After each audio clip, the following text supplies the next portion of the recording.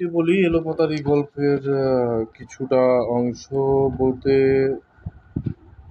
মস্ত উঁচু এক ওক গাছের ডালে বসে এক বুলবুল গান গাইছিল। এক বাজ পাখির সেদিন কোনো খাবার জোটেনি, তাই সে তার গান শুনেই এক ছোঁ মেরে তাকে ধরল। বুলবুল বাজের কবল থেকে রক্ষা পাবার জন্যে অনেক কাকুতি মিনতি করে তাকে বলতে লাগলো, আমাকে ছেড়ে দাও, তুমি ক্ষুদে পাখি, আমি তোমার খাবার যোগ্য নই।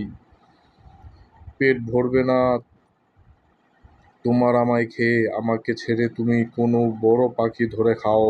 বাজ বলল, আমার কি মাথা খারাপ হয়েছে যে যা খাদ্য আমি চোখের সামনে দেখছি না তা খাবার আশায় আমি হাতে পাওয়া খাবার ছেড়ে দেব? ধন্যবাদ শোনার জন্য।